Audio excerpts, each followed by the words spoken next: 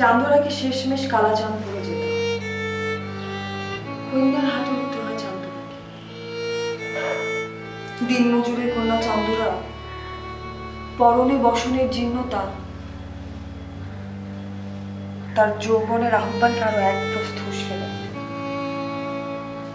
আমন বামন চোখ ফেরাতে পারে না চান্দুরা।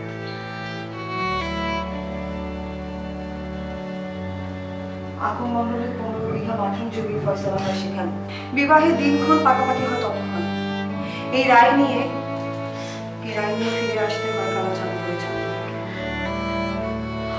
হায় রে চান্দু, অসহায় চান্দু,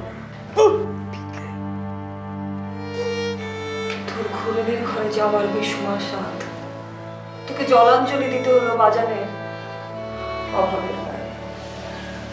হায় রে চান্দু, অসহায় চান্দু।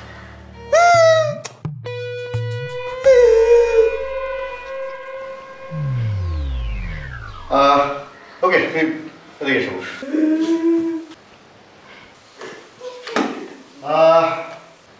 তাহলে কি কেমন হলো, কেমন লাগলো? মানে রিচ করতে পেরেছে?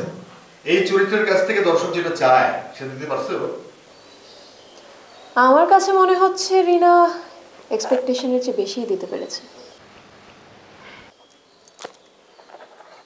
তুমুল, তোর কি মনে হয়? তুই তো নাটকে পড়াশোনা করছিস, বলতো।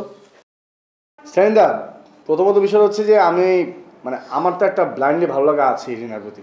সো তুমি আমার কাছ থেকে আসলে অ্যাকচুয়াল পিকচারটা পাইবা না। কিছু মনে না করলে আমি একটা কথা বলতে পারি? Please go ahead. আমরা হচ্ছে গিয়ে মফস্বলের ছেলে ফেলে। আমাদের ফিলিংসটা একটু সেন্টিমেন্টাল টাইপের। যেটাতে মনে করে কান্না পায় সেটা আমরা কাঁদি মনে করে ভাষায় ফেলি। তুই খোঁচাখুচি করতেছিস কেন রে? আমি তো তালিন্দার কাছে পারমিশন নিয়ে কথা বলছি। কোনো ফাউল কথা বলে, রং কথা বলে তো হিরো কার্ড আমাকে দেখাবে, তাই না তালিন্দা? তো এটা কোনো ঘটনাই না। তো তুমুল, ওকে বলতে দে তো। ফাত্তা বলো তুমি ভাই। ফাত্তা নাম তো ইতিহাস। তা আমাকে এই ফিতে পাগলা বা ফিতে বলে ডাকলে খুশি হব। যেটা বলতে চাচ্ছিলাম এটা কোনো ঘটনাই না। ঘটনা হচ্ছে কি যে আপনাদের গ্রুপের এই নায়িকা চরিত্রে যে রিনা এই চান্দুরা চরিত্রে অভিনয় করেছে, সে তো একটা অনবদ্য অভিনয় করে ফাটিয়ে ফেলেছে। আমার তো চোখের পানি ধরে রাখতে পারতেছি না। তো আমি তার অভিনয় খুশি হয়ে 100 টাকা বকশিস দিতে চাই। ফিতে ভাই, থ্যাংক ইউ সো মাচ। যদিও এই প্রচলনটা গ্রামের নাটকে হতো, যে কেউ পারফরমেন্স দেখে খুশি হলে তাকে টাকা দিত, পুরস্কার দিত। শহরের নাটকে এখন আর এরকম কিছু একটা হয় না। তবে আমি আপনার এই উপহারটা খুবই গ্ল্যাডলি রিসিভ করতে চাই। Thank you so much. আর তুমুল, ঘোষণা দে দে।